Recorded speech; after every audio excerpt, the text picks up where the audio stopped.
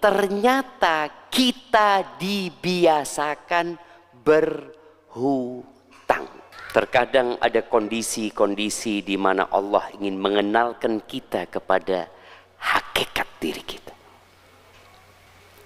Sebagian terkadang congkak dan angkuh, ujub dengan apa yang dimilikinya. Maka tatkala Allah memberikan musibah, tujuannya salah satunya adalah agar dia sadar diri.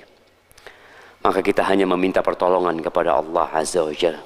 Bismillahirrahmanirrahim. Innal hamdalillah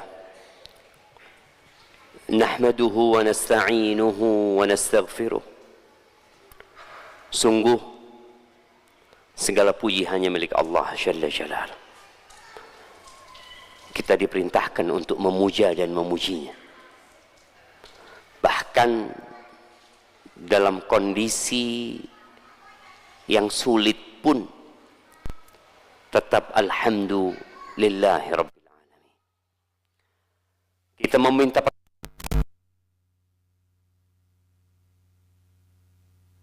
manusia adalah makhluk yang lemah.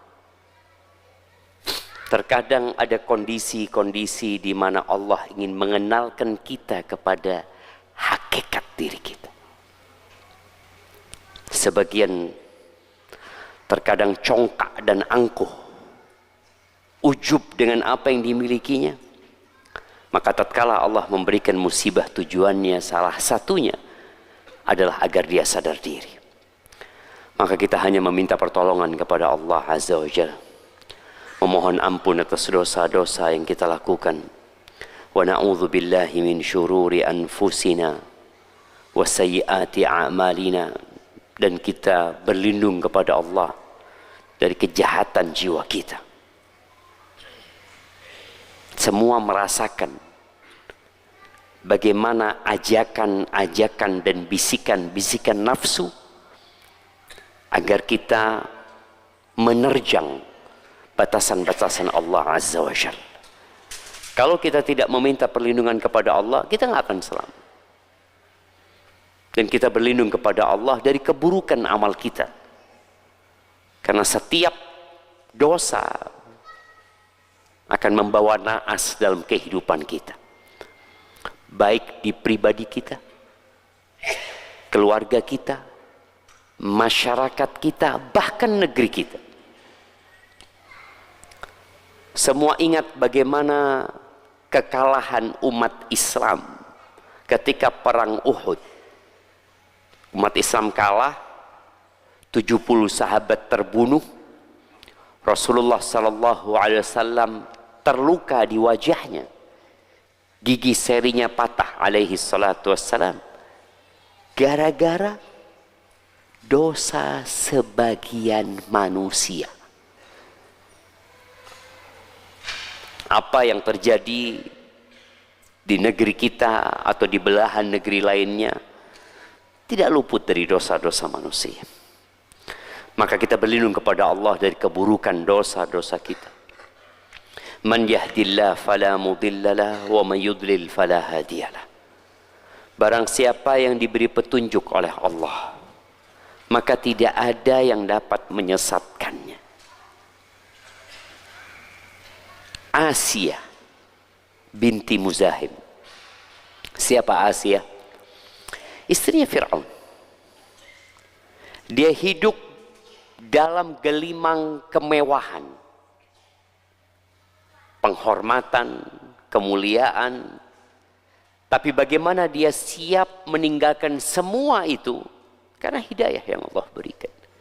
Di saat ada sebagian manusia yang menjual agamanya hanya untuk mendapatkan sedikit dari kenikmatan dunia.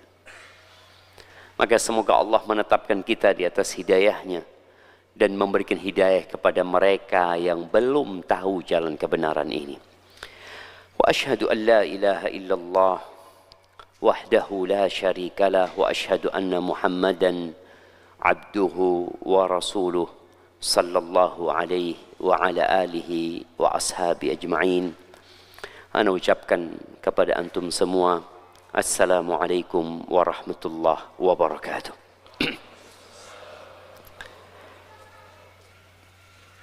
Krisis ekonomi.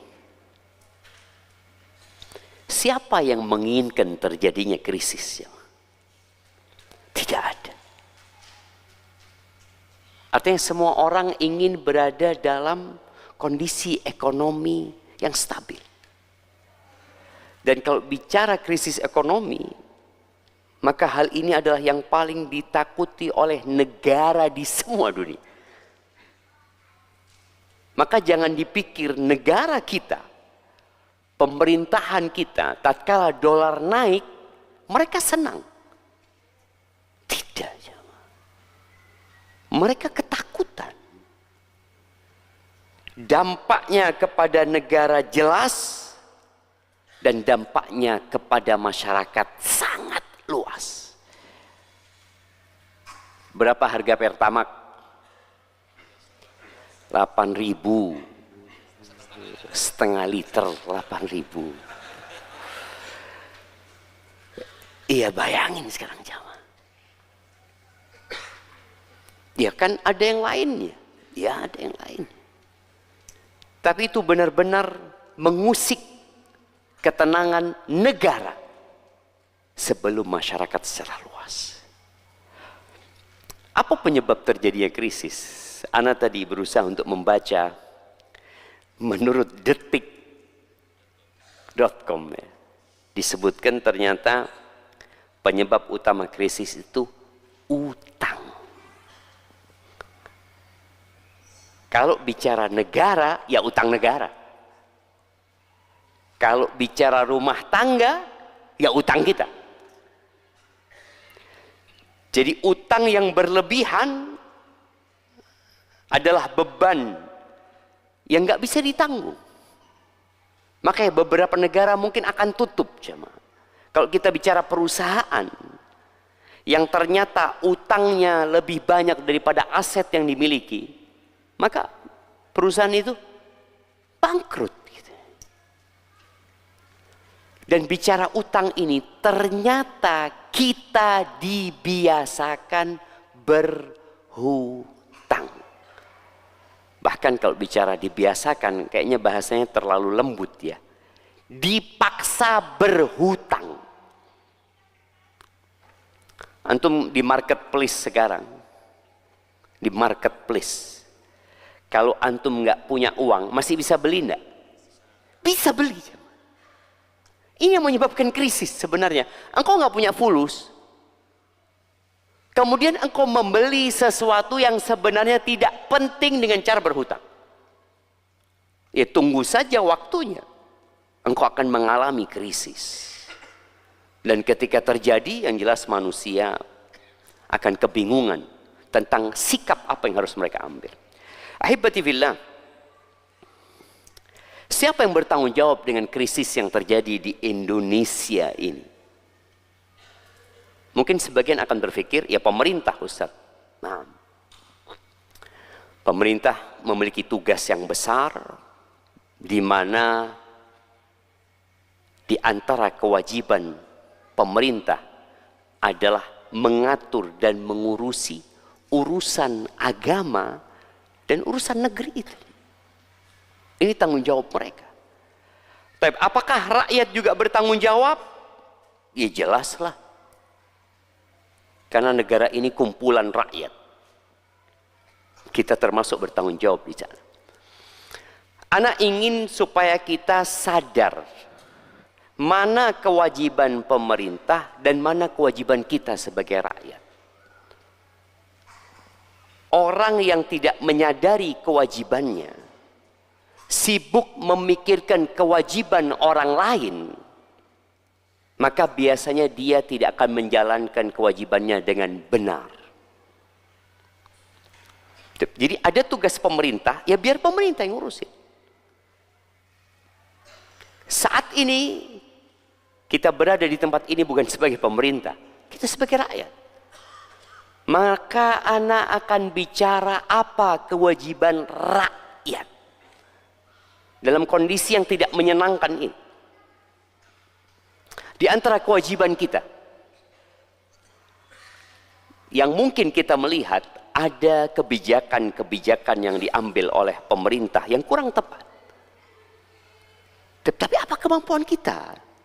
Itu bukan ranah kita untuk membicarakannya. Di antara kewajiban rakyat, kata Nabi SAW, ad-dinu an-nasihah. Agama ini nasihat. Makna nasihat adalah menginginkan kebaikan buat orang lain. Nasihat buat siapa? Lillah, untuk Allah Azza wa Jal, wali rasulihi, untuk rasulnya, wali a'immatil muslimina wa ammatihim, untuk pemimpin-pemimpin umat Islam dan untuk masyarakat secara umum. Agama ini tujuannya adalah memberikan kebaikan kepada semuanya, baik kepada pemimpin atau kepada masyarakat secara umum. Dan kita semua yang hadir di tempat ini mengaku sebagai muslim.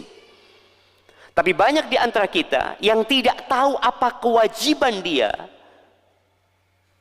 dalam hal memberikan nasihat kepada pemimpin-pemimpin umat Islam. Di antara nasihat adalah as-sam' wa ta'ah. Mendengarkan dan patuh. Selama aturan pemerintah tidak bertentangan dengan syariat, kita patuh. Tadayunan.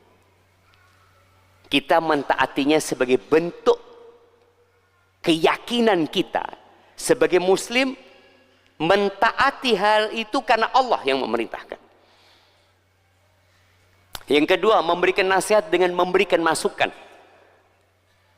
Silahkan, selama dengan cara yang benar dan tepat.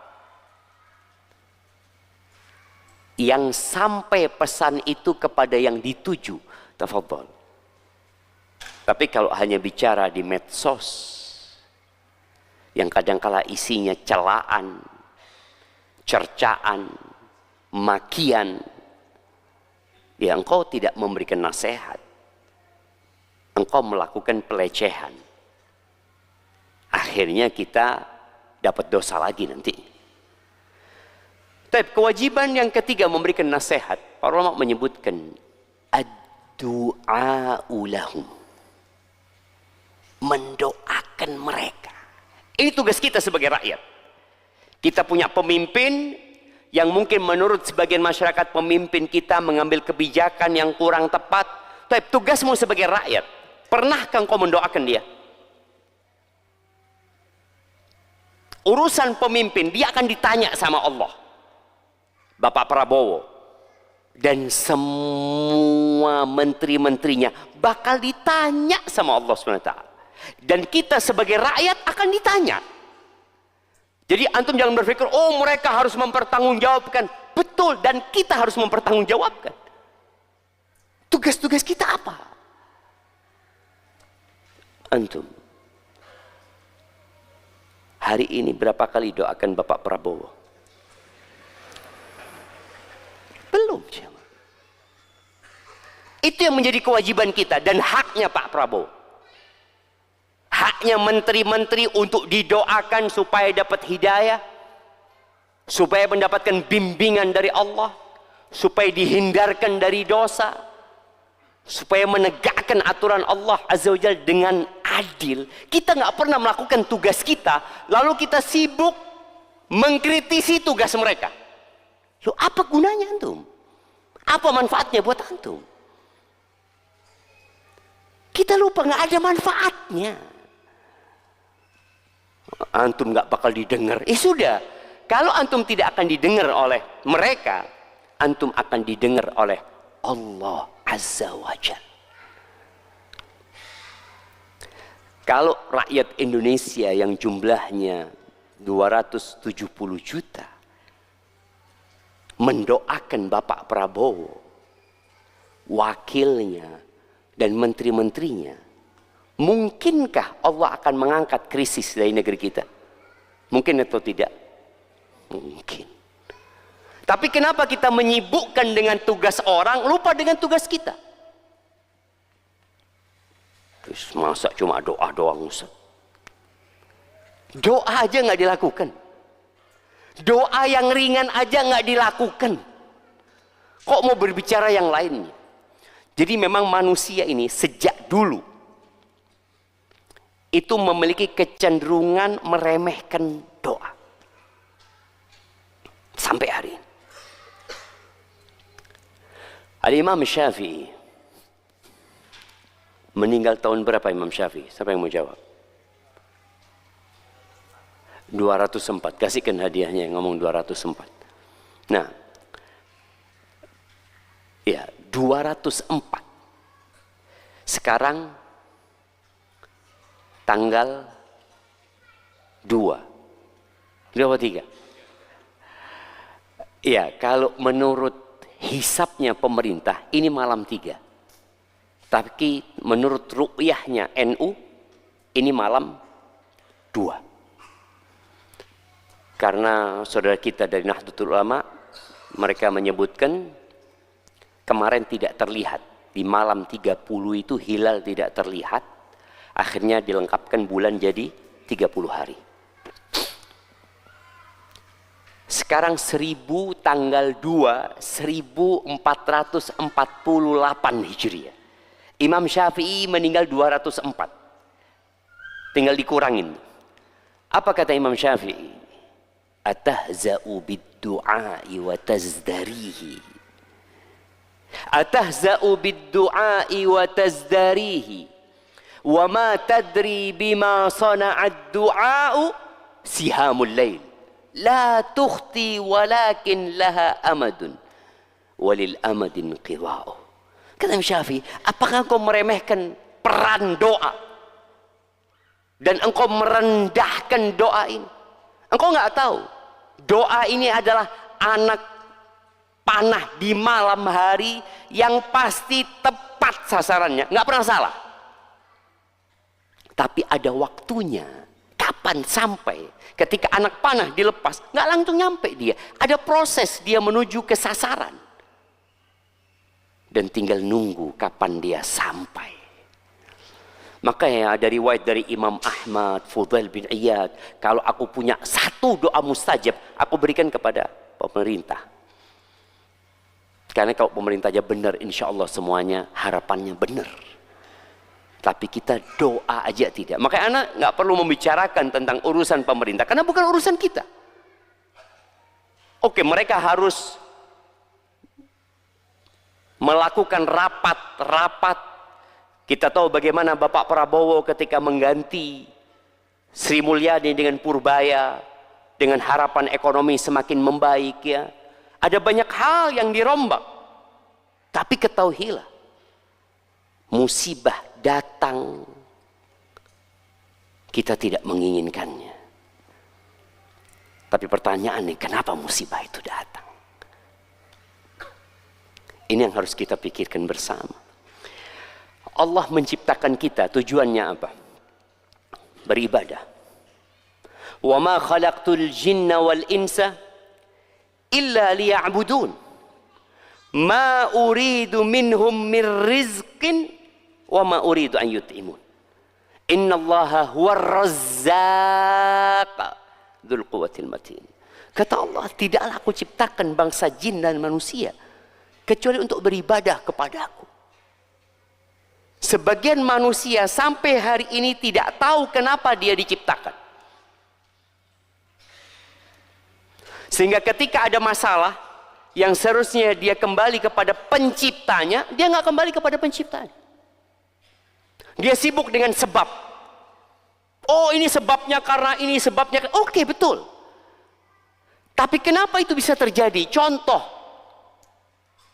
Kenapa toko Ana kok kebakaran? Kenapa toko sebelah tidak kebakaran? Oh, karena gasnya meledak. Oke.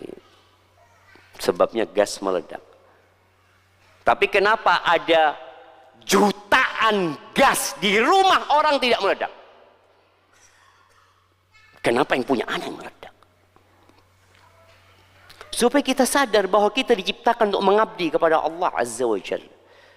Dan Allah mengatakan wa nabluukum bisyarri wal khairi fitnah wa ilaina turja'un, dan kami memberikan bala kepada kalian yang bentuknya kesenangan, kebaikan, dan keburukan, kesempitan, fitnah. Itu ujian buat kalian.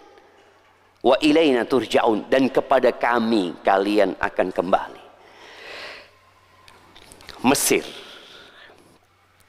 Mesir itu pernah mengalami krisis ekonomi, krisis sosial yang disebutkan dalam Al-Quran 2 kali. Siapa yang mau menyebutkan? Nah, krisis ekonomi yang menimpa Mesir. Zamannya Nabi Yusuf, yang kedua.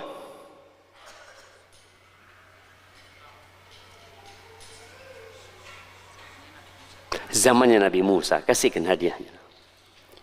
Zamannya Nabi Yusuf. Bagaimana Allah Jalla Jalal memberikan mimpi kepada rajanya. Bayangin, siapa yang ngasih mimpi rajanya? Allah Jalla Jalal. Kemudian bagaimana mimpi itu ditakwilkan oleh Nabi. Ini semua Allah yang mengatur untuk menyelamatkan negeri Mesir dari krisis ekonomi. Kita sekarang bingung loh, kenapa? Apa solusinya? Bagaimana jalan keluarnya? Ya minta sama Allah lah. Tapi kita nggak minta sama Allah. Sebagian kita sibuk memaki, sibuk mencaci, dan sebagian lainnya sibuk memberikan masukan-masukan duniawi. Nggak apa-apa.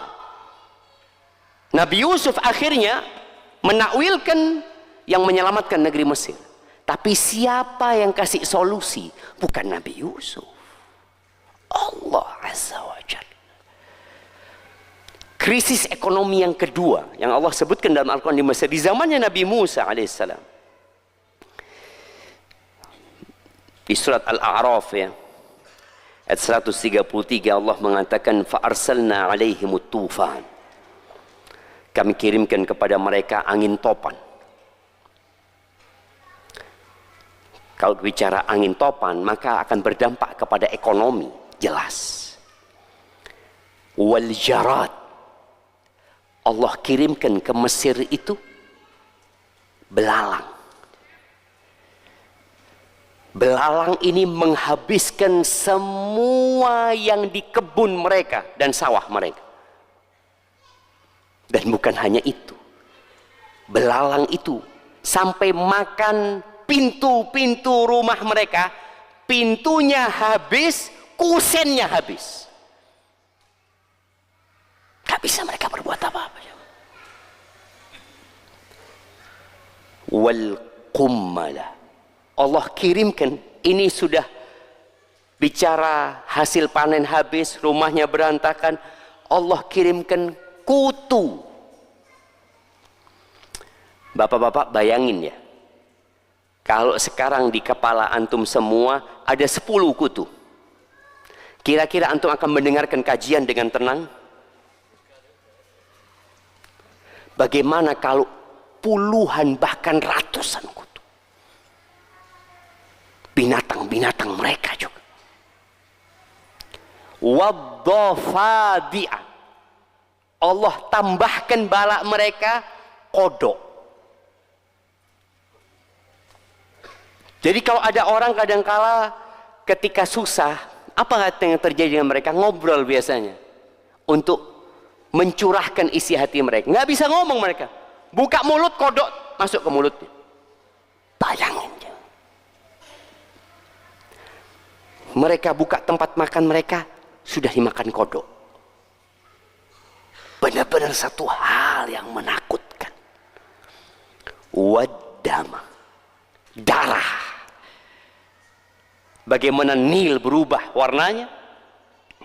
Ketika mereka menuangkan air di gelasnya, darah. Sedangkan mereka harus minum. Mereka harus makan, tidak ada makanan yang bisa dimakan. Tapi kita tahu, terkadang orang nggak apa-apa, nggak makan. IF itu nggak makan. Ya, dia minum saja. Gimana kalau yang diminum darah? Allah mengatakan ayatin mufassalat. Itu benar-benar tanda-tanda kebesaran Allah yang detail. Fastakbaru wa kanu qauman mujrimin. Mereka sombong. Jadi orang sombong itu orang yang nggak mau kembali kepada Allah. Orang sombong itu orang yang hanya menggunakan akalnya saja, kepandaiannya, kecerdasannya, keahliannya, pengalamannya, lupa bahwa dia makhluk yang lemah sekali. Mereka benar-benar orang-orang yang melakukan dosa.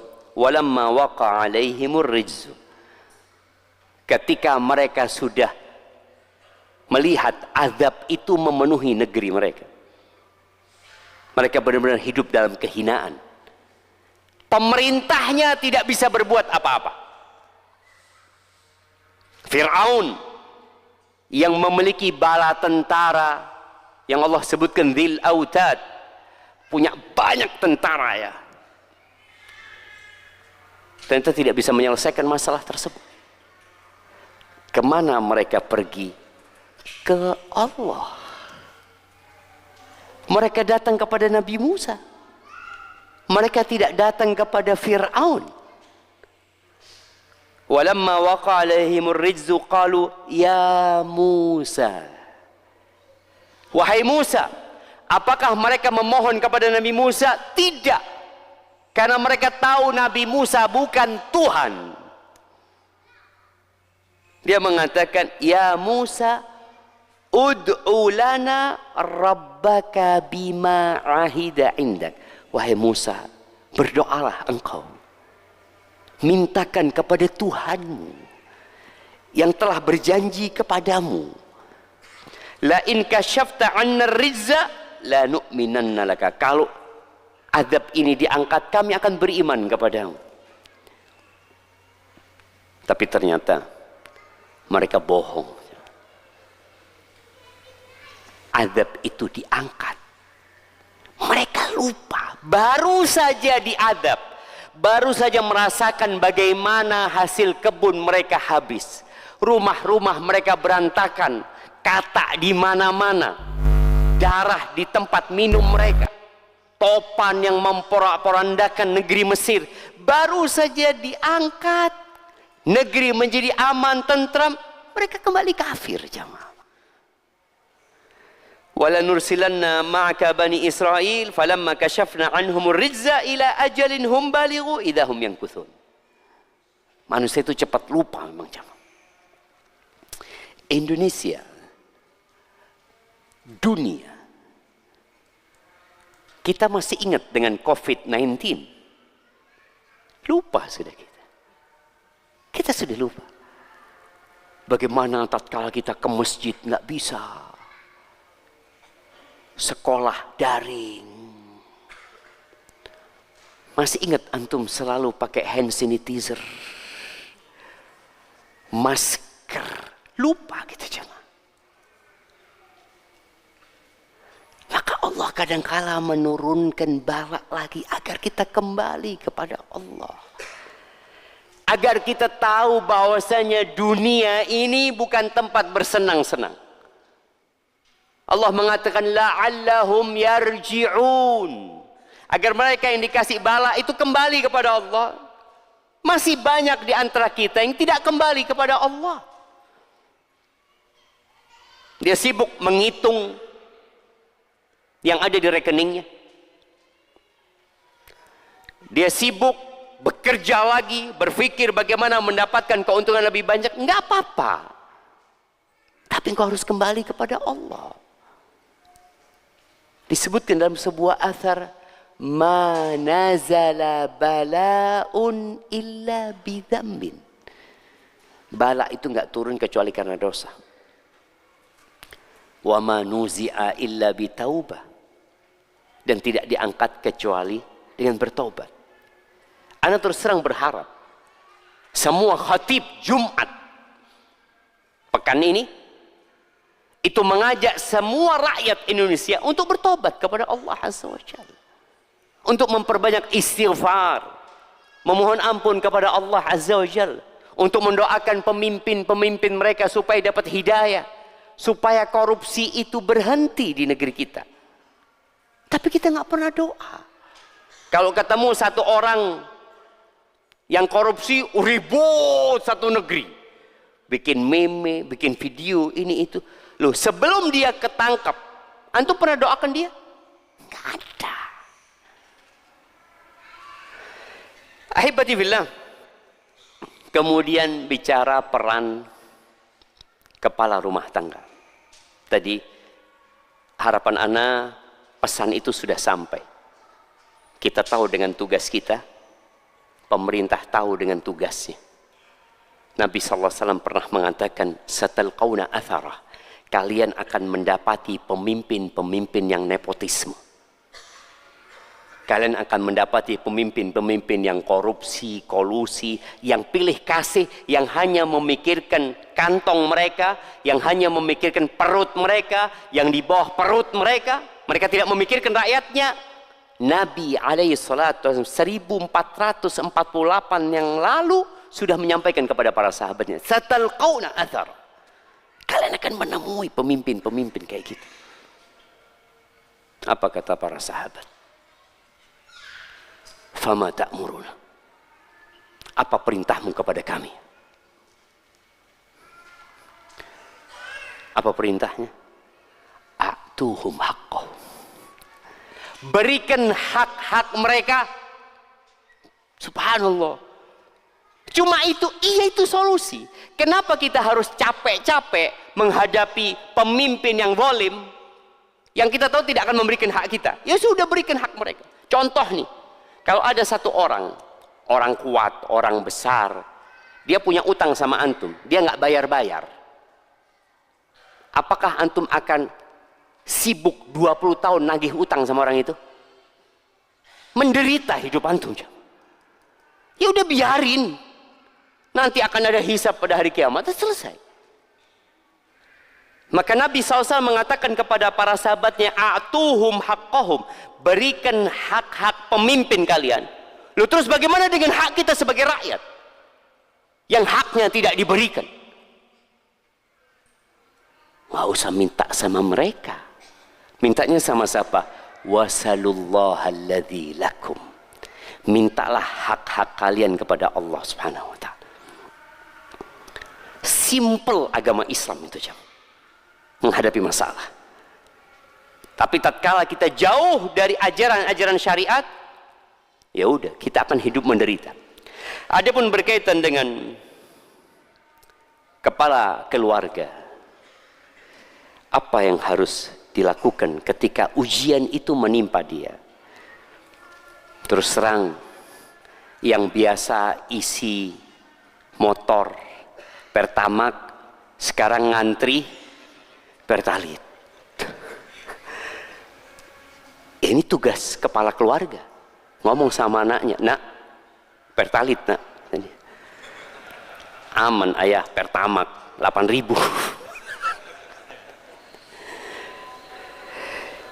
Iya, jadi ayah, kepala rumah tangga, sebagai teladan. Nasihat yang pertama, berhenti ngerokok. Apa urusannya krisis ekonomi sama rokok? Berdampak apa enggak, jemaah? Berdampak, jemaah. Antum sebagai kepala rumah tangga, kita tidak membicarakan hukum rokok, ya. Sebagian ulama mengharamkan, sebagian ulama mengatakan makruh, dan ana lebih condong kepada yang mengatakan haram, ya, karena dia berbahaya. Tapi ketika krisis ekonomi, berhenti antum ngerokok. Kita bikin Indonesia bersih dari asap. Mungkin aman lah, jemaah. Bagaimana dengan petani-petani tembakau, Ustaz? Mereka akan tanam yang lainnya. Dan masih banyak yang bisa ditanam, jemaah. Jadi sebagai seorang ayah, tolong dalam kondisi krisis ini antum terus terang sama keluarga. Karena yang terjadi, gaji tetap, pensiun naik, biaya akhirnya naik pula. Apa aja yang naik sekarang nih, jemaah? bensin, plastik lama sudah. Nah, selain itu, artinya yang menjadi kebutuhan pokok kita. Beras naik. Naik jadi, Masya Allah jamaah. Kita ini nggak pernah beli beras, astagfirullahaladzim. Jadi kadang-kadang kita kurang bersyukur. Yang tahu istri minta tambahan aja, Bang. Beras naik. Kita merasakan itu. Akhirnya yang beli beras grade A turun ke grade B. C, langsung C, bukan ke B jamaah. Kenapa perlu orang tua duduk sama keluarganya? Dalam rangka supaya mereka ikut merasakan. Dan ketika mereka tahu, mintalah kepada mereka masukan. Ini orang tua yang bijak. Gimana menurut kalian? Gaji ayah seperti ini. Harga beras seperti ini. Tanpa meninggalkan keputusasaan di hati anak-anak kita. Baik, kita dengarkan adzan dulu.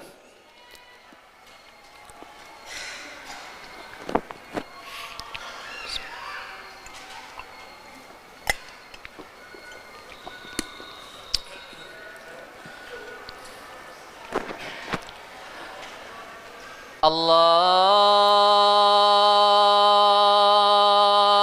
Akbar, Allahu Akbar, Allahu Akbar, Allahu Akbar, Allahu Akbar. أشهد أن لا إله إلا الله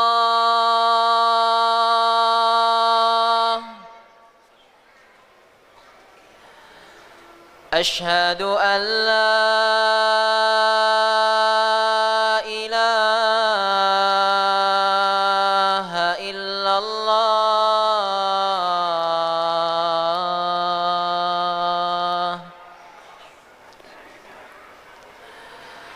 أشهد أن محمد رسول الله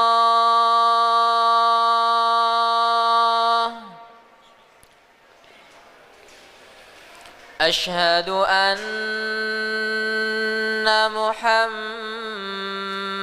رسول الله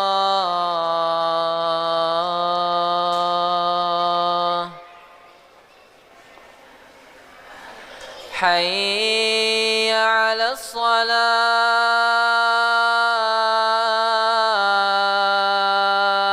الصلاة حي على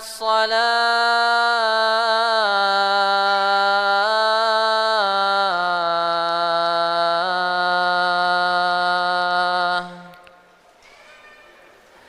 حي على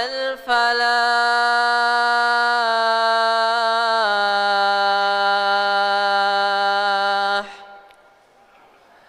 حي على الفلاح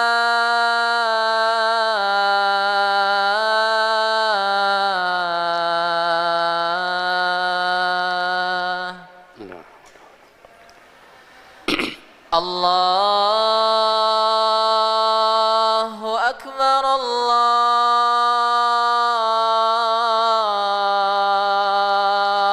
أكبر Allahu Akbar, Allahu Akbar. لا إله إلا الله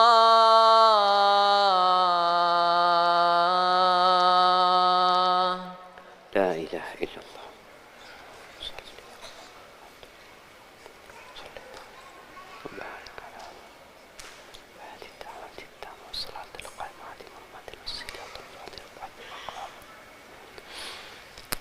Allahumma salli wa sallim ala nabiyina Muhammad. Jadi perlu jamaah kita duduk sama keluarga kita, ngobrol sama mereka tanpa membuat mereka putus asa. dengan cara menanamkan bahwa Allah menjamin rizki kita. Allah mencukupi hambanya. Wa ma min dabbatin fil ardi illa 'ala Allahi rizquha. Tidak ada satupun yang melata di muka bumi ini kecuali Allah yang menanggung rizkinya. Tapi kita disuruh untuk berusaha. Maka setelah kumpul sama keluarga, terus terang, yang kedua, cari solusi. Jadi memang ada perbedaan antara orang sukses dengan orang sukses dalam sisi ekonomi, ya. Dengan orang miskin yang dapat fulus. Rata-rata kalau orang miskin dapat fulus itu, dia lebih konsumtif. Beli ini, beli ini, beli ini. Tidak berpikir bagaimana duit ini dikelola.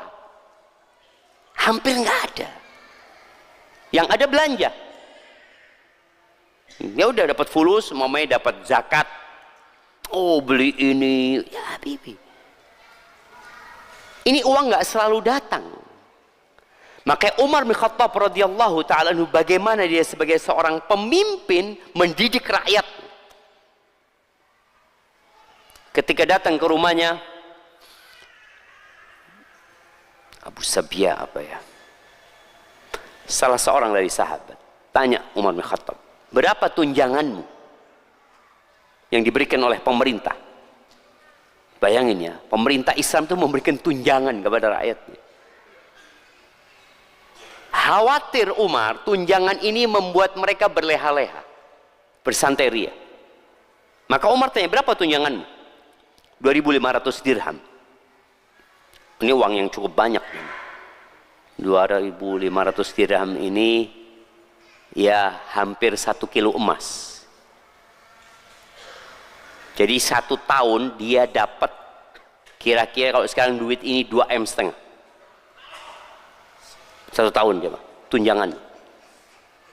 Kata Umar bin Khattab radhiyallahu taala anhu, engkau putar uangmu, engkau belikan ternak, engkau belikan kebun, bercocok tanam, sebelum datang pemimpin-pemimpin nanti yang tidak lagi memberikan tunjangan yang cukup. Artinya tetap kita harus berpikir seperti itu, mencari usaha lain, ya. Jangan cuma menghabiskan. Sebagian kita yang dapat gaji, ya udah dia berpikir akan makan dari gaji sampai mati. Nanti ada yang benak dia pensiunan. Lo engkau coba berpikir, nih uang dibuat apa? Bukan hanya disimpan. Kalau disimpan uang itu nggak berkembang. Tapi dibuat usaha. Waduh, kalau usaha Ustaz bisa gagal. Ya iyalah. Kalau engkau nggak mau gagal, riba, deposit, engkau nggak akan rugi dari sisi finansial. Tapi engkau mendapatkan laknat Allah Azza wa Jalla. Makanya dalam Islam itu, uang itu nggak boleh didiamkan. Dibekukan itu bukan solusi untuk masalah ekonomi. Umar bin Khattab nyuruh orang ini untuk memutar. Yang ketika uang diputar, dia umpamanya akan beli ternak, beli sawah, maka roda ekonomi akan berputar. Membuka lapangan pekerjaan untuk banyak orang. Itu Islam hadir untuk menyelesaikan masalah ekonomi. Bukan dengan deposit. Dan ingat, tetap tawakal kepada Allah, bergantung kepada Allah. Wa man yattaqillaha yaj'al lahu makhrajan. Barang siapa yang bertakwa kepada Allah, pasti Allah kasih solusi. Wa yarzuqhu min haitsu la yahtasib. Allah akan kasih rezeki dari arah yang tidak disangka-sangka. Jelas kemarin ketika COVID-19 lebih parah dari yang sekarang atau enggak, jemaah? Lebih parah kayaknya. Bagaimana PHK besar-besaran, jutaan manusia di PHK. Anak ketika COVID-19 itu sering isi kajian via Zoom untuk beberapa perusahaan besar. yang ada di Kalimantan ya. Ini perusahaan negara atau BUMN. Mereka ngomong, Ustadz, insya Allah bulan depan ada 60.000 yang akan di PHK, Ustadz. 60.000 jemaah. Dan dia minta dipersiapkan jiwanya orang-orang. Karena ada orang-orang yang selama ini bergantung kepada gaji. Dan dia pikir perusahaan dia yang memberikan rizki kepada dia. La. Sama sekali perusahaan tidak pernah memberikan rizki kepada kita. Ketika bicara krisis ekonomi, ada beberapa orang barat yang berusaha untuk mencari solusi. Krisis ekonomi itu salah satu penyebabnya, atau permasalahan-permasalahan ekonomi yang lainnya itu, karena jumlah manusianya lebih banyak daripada sumber alam yang akan dimakan oleh mereka. Solusinya apa? KB. Mengurangi jumlah penduduk. Ya pantas kalau orang tidak beriman, dia akan berpikir seperti itu. Ini kalau nanti jumlah penduduknya semakin banyak, bagaimana nanti mereka makan? Padahal yang menjamin rizkinya siapa? Allah Azza wa Jalla. Dulu sudah ada pemikiran seperti itu. Mengurangi jumlah anak itu sudah ada. Di zaman jahiliyah. Allah mengatakan wala taqtulu auladakum min imlaq. Kalian jangan membunuh anak-anak kalian karena kelaparan. Apa kata nahnu narzuqukum wa iyyahum. Kami yang kasih rezeki kepada kalian dan kepada mereka. Karena ada orang tua yang berpikir materialisme. Dia berpikir, ya Allah, gaji ana 2 juta. 2 juta saja untuk hidup sama istri, ya Senin Kemis Ustaz. Ini anak mau lahir. Gimana makannya dia nanti? Susunya, biaya lahirannya. Kenapa dia menyampaikan hal itu? Karena lemahnya iman dia. Bahwa nih anak bawa rizki sendiri. Enggak makan rizki bapak, enggak. Makanya ketika orang-orang khawatir, bukan dalam kondisi krisis ekonomi, tapi cemas dengan kondisi masa depan. Allah mengatakan, wala taqtulu auladakum khasyata imlaq. Kalian jangan membunuh anak-anak kalian karena khawatir kelaparan. Khawatir, belum terjadi. Kalau yang tadi sudah terjadi kelaparan. Kalau yang ini khawatir. Apa kata Allah? Nahnu narzuquhum. Anak-anak kalian tuh kami yang kasih rezeki sama mereka. Wa iyyakum, dan kepada kalian. Kemudian ya berusaha untuk penghematan. Apa kalau bahasanya pemerintah kita? Efisiensi ya. Ya penghematan. Ya menghemat segalanya. Tadi kita bicarakan rokok, berhenti ngerokok. Atau yang murah Ustaz rokoknya. Turun. Dari yang mahal ke murah.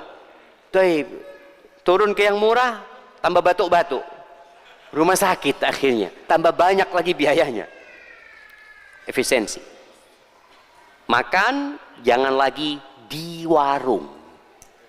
Makan di rumah. Nih mahasiswa. Kalau antum beli kopi di kafe berapa? 15? 25? Ada yang lebih dari itu? Ada yang 40.000? Nah, seperti itu. Kalau antum bikin kopi di rumah 3.000. Nah, gaya hidup harus dirubah. Sebagian orang itu sekarang hidupnya kemana-mana bawa tumbler. Karena ada logo mahal tuh jamaah ya. Kemana? Padahal isinya ya dari rumah kopinya jamaah. Nggak apa-apa sudah. Antum nggak mau gaya hidupnya turun, walaupun isinya sudah bikin di rumah nggak apa-apa. Tapi jelas mau nggak mau. Antum sebagai orang tua untuk tidak lagi berlebih-lebihan, untuk tidak lagi mubadzir, dan perlu adanya manajemen mengatur uang itu. Tadi udah terus terang uangnya cuma sekian. Yang kita butuhkan yang jelas makan, minum. Listrik, mulai saat ini bagaimana penghematan listrik? Kita ini kadangkala Listrik siang hari hidup. Kamar mandi nggak ada orangnya, lampu hidup. Ana terus sering ngomong sama Yusuf. Yusuf, itu lampu kalau hidup, Baba bayar Yusuf. Oh bayar kata dia. Loh iya. Kita perlu kasih tahu dia bayar itu udah gratisan. Kalau nggak dipakai matikan. Kipas angin nggak dipakai matikan. AC itu ada timernya. Kalau yang rumahnya pakai AC, bagaimana AC-nya cuma hidup 3 jam. Setelah itu tidak pakai AC. Kepanasan Ustaz, sholat malam. Bangun.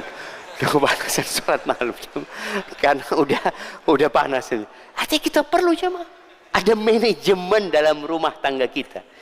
Adapun untuk para istri ya, para istri tetap bagaimanapun istri memiliki peran penting. Karena tanpa bantuan istri, ya kita akan berantem terus sama anak-anak kita nanti. Bagaimana istri lebih menerima dengan kondisi yang ada, karena pada hakikatnya, nah ini masalah ekonomi ya.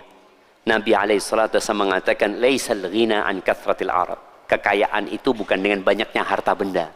Enggak. Walakinnal ghina ghinan nafas. Tapi kekayaan itu kekayaan jiwa. Menerima kondisi yang ada. Yang biasanya makan ayam tiap hari, paling enggak sekarang makan telur. Sama aja, apa sih bedanya telur sama ayam? Ayam itu dari telur, apa telur dari ayam? Kan tapi sekarang masih belum ketahuan. Telur itu dari ayam atau ayam dari telur antum? Ya sudah, antum makan. Insyaallah. Anak ketemu kawan ya, bagaimana dia cerita. Anak Ustaz, telur itu anak bikin dadar. Anak bagi 3 atau 4 dia cerita. Buat sarapan, buat makan siang, buat makan malam. Sama nasi putih. Kalau lalapan, alhamdulillah banyak lalapan. Banyak sayuran sebenarnya. Dan ini salah satu bagaimana memanfaatkan lahan di rumah. Buat para ibu-ibu, ketika kondisi krisis ekonomi, bagaimana memanfaat lahan yang di rumah. Tanam tomat, tanam terong, tanam cabai. Yang sekarang itu bisa dilakukan di mana-mana sudah jamaah. Manfaatkan lahan yang ada. Kalau nggak punya lahan, lihat lahannya tetangga. Yang tidak dipakai, sahih. Karena banyak kadangkala ada lahan isinya ilalang. Izin, boleh saya bercocok tanam di sini. Kita bagi hasil lah atau gimana jamaah. Sampaikan. Ini yang perlu kita lakukan. Jadi istri, jadilah istri yang qanaah.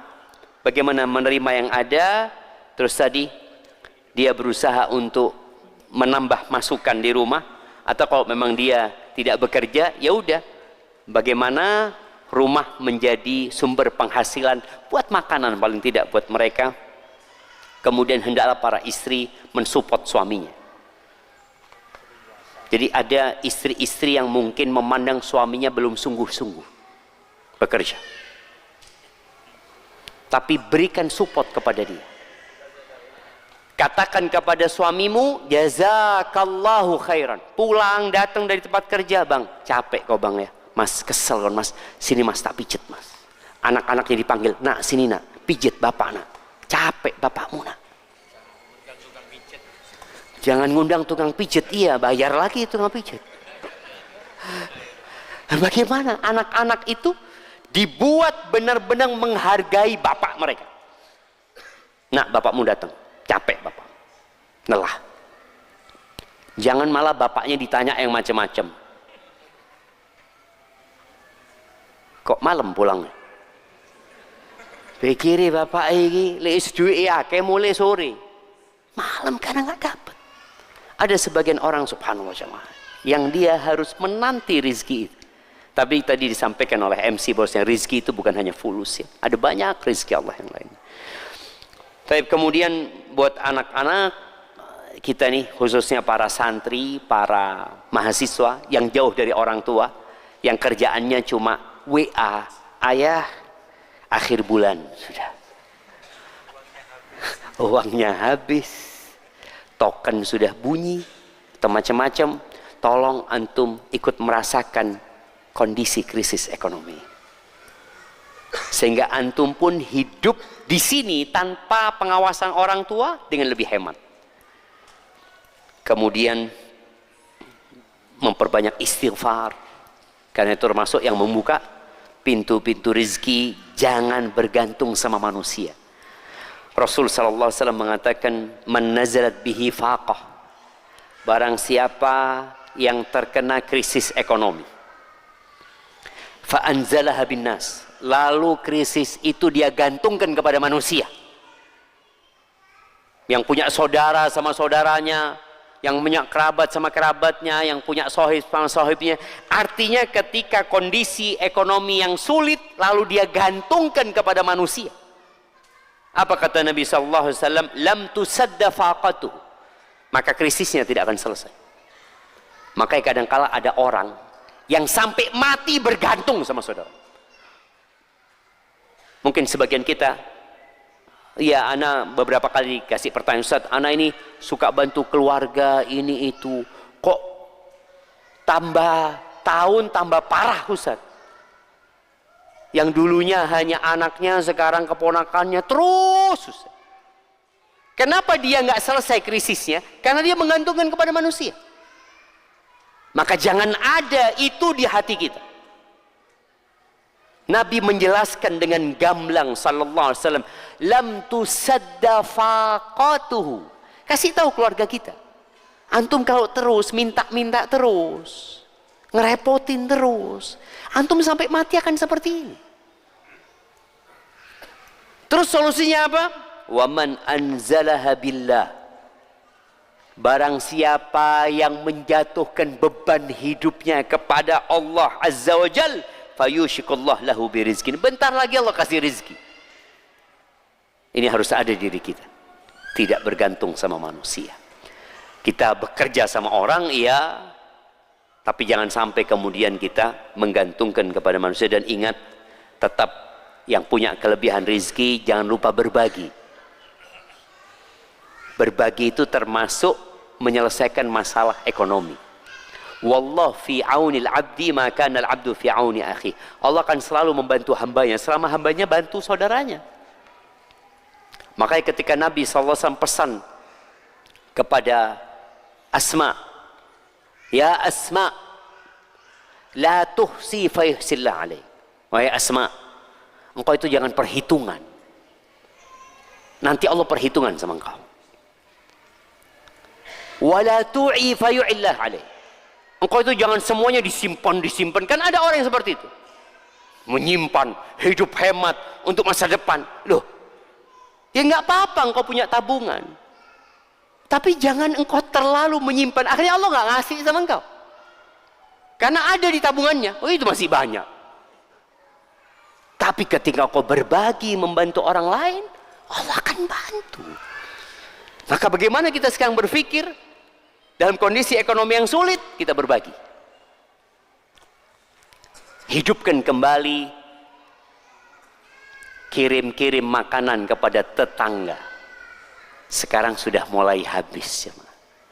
Dulu, Masya Allah, tangganya masa ini, kirim. Ya, seperti. Sekarang kapan kirim-kirim makanan? Akikoh. Nunggu punya anak, bahwa ini sudah tidak punya anak lagi, tidak ada akikoh. Masa nunggu? Jadi nunggu ada momentum lah, enggak. Antum punya rizki, bagi-bagi. Kemudian yang terakhir, berbaik sangka sama Allah SWT. Kata Nabi SAW, Allah berfirman, Ana inda dhanni abdi bi. Aku tergantung prasangka hambaku kepadaku, kata Allah Azza wa Jalla. Falyadhunna bi ma syaa. Hendaklah dia berprasangka kepada aku, terserah dia. Barakallahu fiik. Maka berusaha kita kondisi ekonomi ini pada hakikatnya untuk mendekatkan kita kepada Allah Subhanahu wa taala, supaya kita tahu bahwa yang memberikan rezeki adalah Allah.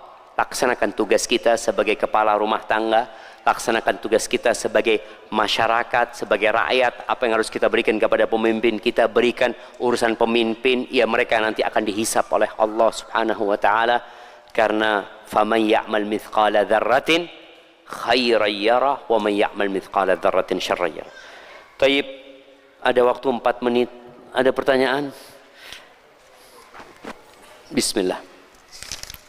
Waduh, ini kalau print-printan gini jamaah.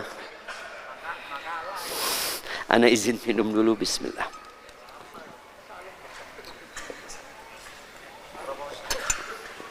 Alhamdulillah.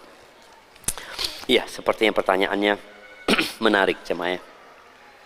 Assalamualaikum Ustaz. Keluarga kami sedang diuji.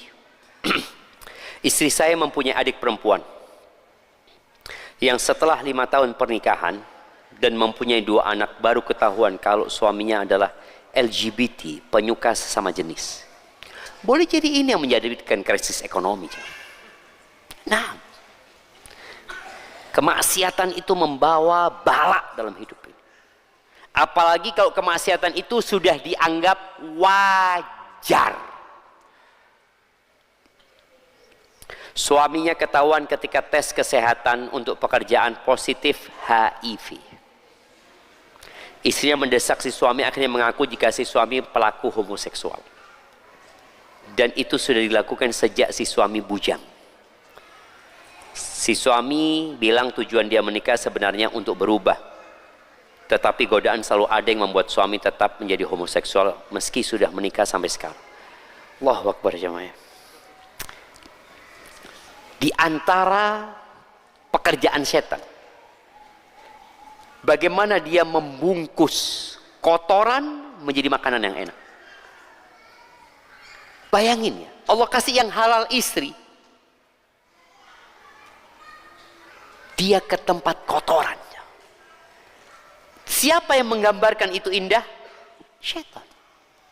Makanya dia katakan dia menikah semoga tujuannya benar, karena ada orang-orang yang LGBT menikah itu hanya untuk menutupi kedoknya. Tapi ada yang niatnya untuk bertobat. Adik istri saya itu awalnya minta cerai, tetapi suami tidak bersedia dengan alasan dia ingin didampingi karena dia tobat dan akan menjalani penyembuhan psikologi dari penyimpangan seksual tersebut. Keluarga kami sebenarnya sudah menentang untuk meneruskan pernikahannya. Apakah keputusan adik kami dengan mempertahankan pernikahannya dengan suaminya yang homoseksual itu bisa dibenarkan? Ya, kalau bisa, apakah bisa dibenarkan? Bisa dibenarkan. Apabila suaminya bertekad untuk berubah. Apakah mungkin orang homoseksual bertobat? Mungkin. Nggak ada yang nggak mungkin. Kalau nggak mungkin ya tidak akan diutus Nabi Lut alaihissalam kepada mereka. Diutus Nabi karena memang mereka bisa berubah, tapi mereka nggak mau berubah. Ini suaminya punya niat berubah, alhamdulillah. Maka kalau bicara dibenarkan, dibenarkan. Dia mempertahankan rumah tangganya dengan catatan suaminya mau menjalani penyembuhan. Secara psikologi, secara sosial, bagaimana tempat-tempat fitness ini ada yang ngeri, ngelihat gagah-gagah ya, larinya gini, loh, astagfirullah, ini gimana? Na'udzubillah min dzalik ya. Maka hati-hati tadi, kalau memang suaminya mau berubah, ya silahkan, didampingin suaminya juga, didampingin dengan cara dihindarkan dari komunitas dia yang dulu. Dia harus hijrah total. Bukan dia mau pengobatan tapi kawannya tetap. Ya sama juga bohong. Dan apa yang sebaiknya saya dan istri lakukan Ustaz? Apakah saya boleh tidak mengizinkan istri saya untuk bertemu dengan adik perempuan dan suaminya yang homo itu? Karena saya khawatir jika kami tidak menjauhi, kami dianggap normalisasi LGBT. Karena kami juga takut terkena azab. Barakallahu fikum. Di antara bentuk pengobatan dalam Islam itu namanya hajar. Hajar itu memboikot, memutuskan hubungan dengan orang tersebut. Kita boleh memboikot karena urusan agama. Memboikot yang nggak boleh urusan dunia. Kalau urusan dunia, urusan sakit hati, itu hanya boleh 3 malam atau 3 hari. Setelah 3 malam haram hukumnya. Kita sakit hati, terus kita nggak mau tegur sapa sama dia, itu dikasih waktu 3 malam. Tapi kalau urusannya agama, kita boleh memboikot dia sampai mati. Tapi yang jadi pertanyaan, apakah pemboikotan itu akan memperbaiki adik dan suaminya atau tidak?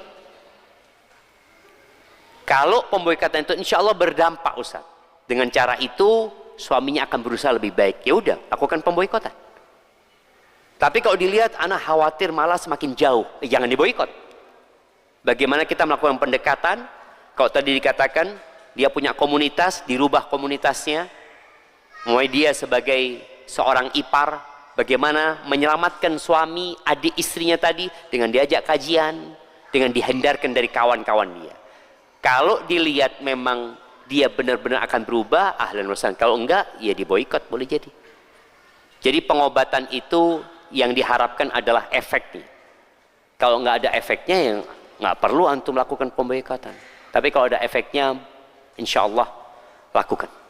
Tidak ada masalah dalam agama kita. Barakallahu fiik jamaah, itu yang dapat ana sampaikan. Kurang lebihnya mohon maaf. Semoga yang kita kaji pada malam ini ingat diamalkan. Jadi ana berharap semua antum mulai malam ini kalau berdoa, sisipkan dalam doa antum, doa buat siapa? Bapak Prabowo, buat pemimpin kita. Bapak Prabowo, Gibran, dan semua yang jadi kawan-kawan mereka, supaya mereka dijaga sama Allah Subhanahu wa Ta'ala, diberikan petunjuk. Dengan cara itu kita telah memberikan hak mereka. Hak kita minta sama Allah Subhanahu wa Ta'ala. أقول قولي هذا وأستغفر الله لي ولكم ولسائر المؤمنين والمؤمنات فاستغفروه إنه هو الغفور الرحيم. السلام عليكم ورحمة الله وبركاته. Alhamdulillah,